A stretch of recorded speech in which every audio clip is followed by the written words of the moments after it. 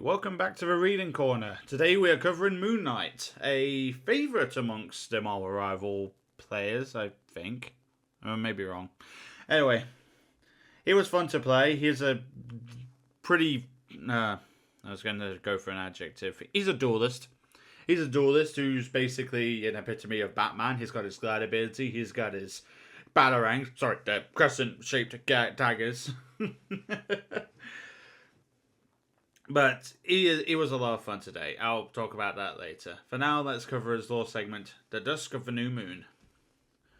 Come to me, my Moonknight. The ancient voice boomed in the back of Mark Spector's brain, momentarily throwing him off his game. Did they mean for that to rhyme? Jesus Christ. It wasn't as if hearing someone else's words in his head was something new. He'd been sharing the space with multiple personalities for years now. But this wasn't Jake Lockley or Stephen Grant calling for his attention. It wasn't even the enigmatic Mr. Knight. This was the boss. A bit busy, Spectre replied out loud, as he thrust his white boots into the face of yet another ghastly garbed supervillain.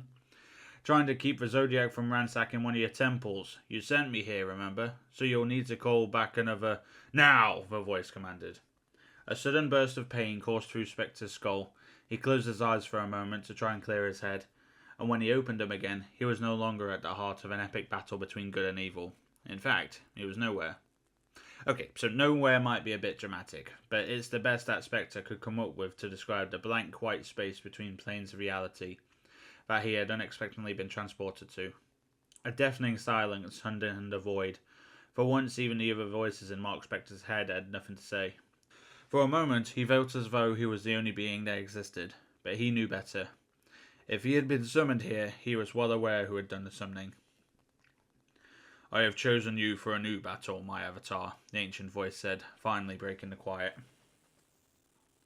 Mark Spector turned to see the enormous figure towering over him, draped in white Egyptian robes.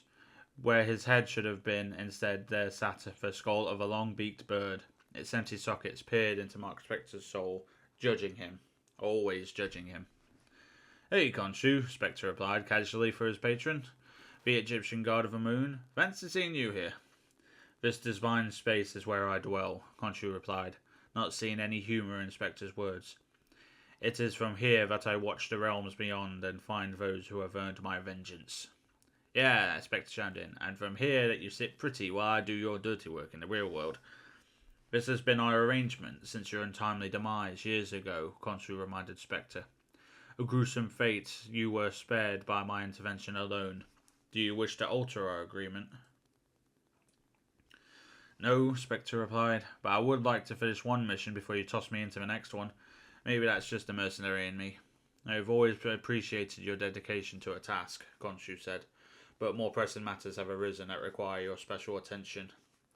Something about Khonsu seemed different. He was more confident, more powerful, less scattered than usual. It was almost like all the fragmented personas that the Moon God had presented over the years were suddenly fused into one. Spectre didn't know what had caused the change, but he thought it must be nice.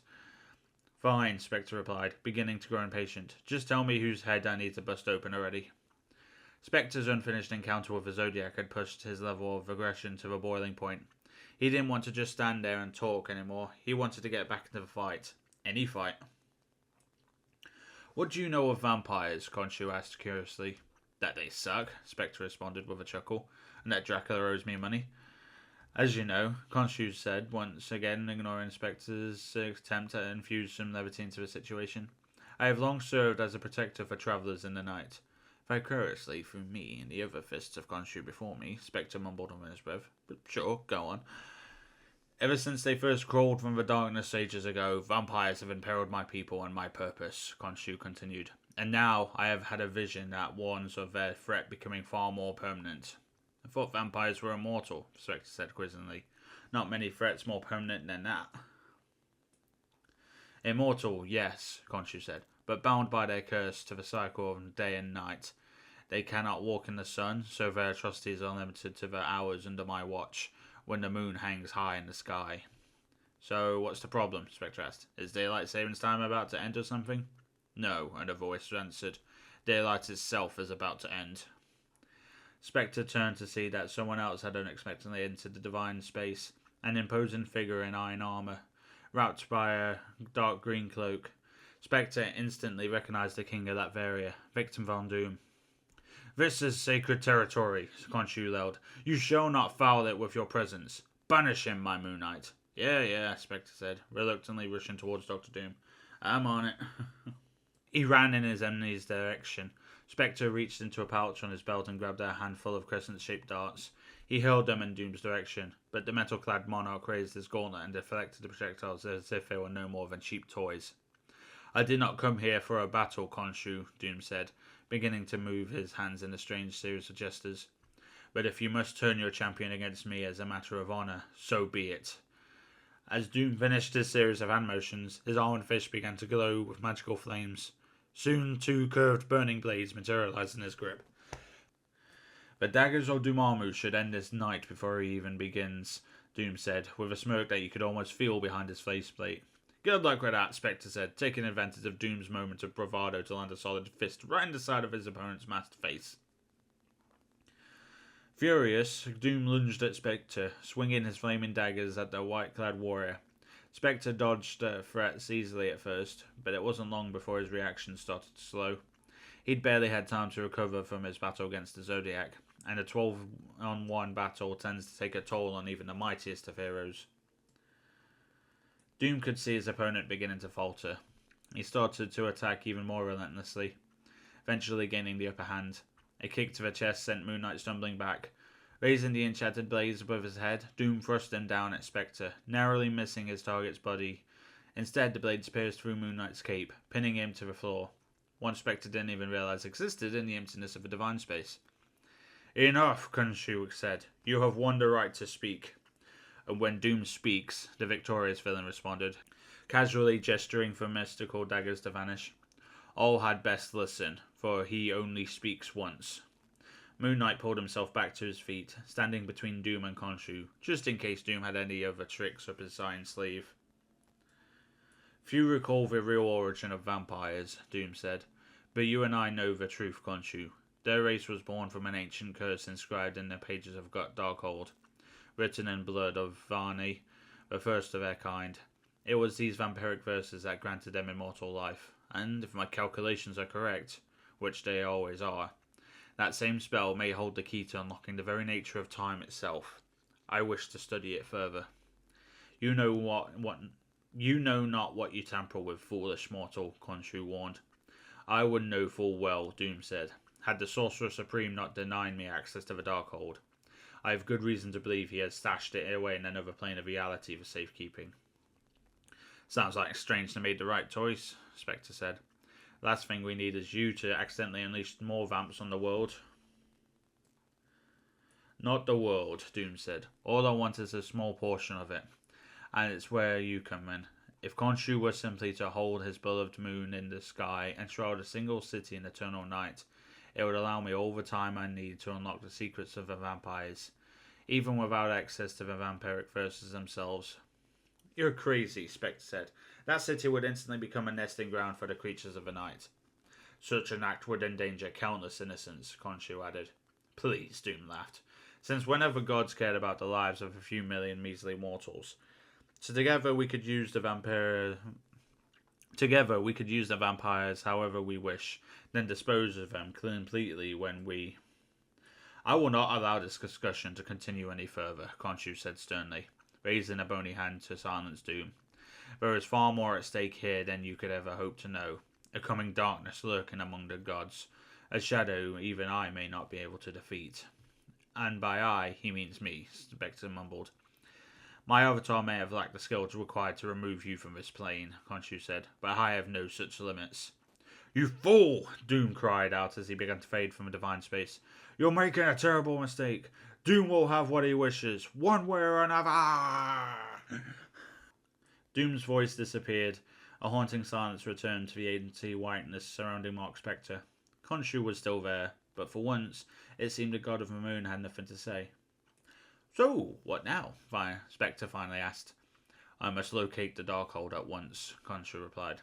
"The book with the spell that makes vampires?" Spectre asked, confused. "Isn't it better off stowed away whenever Strange hid it?" "Just as the vampiric verses created our true enemies," Khonsu said. There is another spell within the Book of Sins, the Montesi formula, that could take their gift away permanently. So while you're cruising the astral plane looking for a lost library book, Spectre pondered, what on earth am I going to be doing? Protecting the night and delivering my vengeance, Khonsu replied, as you always have. And when Doom lives up to his promise and finds a way to unleash the blood-sucking hordes? Spectre asked. Then you must be ready, Khonsu said, and so must I. I'm no vampire slayer, Spectre responded. Isn't that Blade's gig? Why not call him? Because the Daywalker is not my fist of vengeance, Khonsu replied defiantly, clearly angered that his own servant would dare question him. Also, he is currently unavailable, Khonsu added quietly. All right then, Spectre said, grinning behind his featureless mask. But those fangers are about to find out that they aren't the only ones who want blood. I expected no less. Now go, my Moonknight, Khonsu said, his voice once again booming in Mark Spectre's head. Jeez, why is it the rhymes that get me? Come on. And serve me. Spectre blinked for a second, opening eyes to discover that he was no longer in the divine space. Now he was standing on a New York City rooftop. The silence was replaced by a symphony of sounds, including a scream emanating from a nearby alley. He was glad to be home. As Moonknight leapt off the edge of a building and swung across the night sky in a grappling cable, his bright cape billowed out behind him, luminous in the light of a new full moon. Ah! It must have been a glorious sight to behold, he thought. But if Khonsu and Doom were right about what was to come, Mark Spectre knew his costume wouldn't stay white much longer. So yeah, that lore segment basically takes place before the Night of Eternal Night. That's not the Empire of Eternal Night season, that's the one. And so as a duelist, Moonknight is his ultimate key to using him is his Ankhs. I thought the Ankhs healed people. They do not. You impale them into the ground, they can draw people in one impact. But the key thing is, if you throw your crescent blades at them, they will bounce off the Ankh to nearby enemies. Just as how they can bounce off other enemies.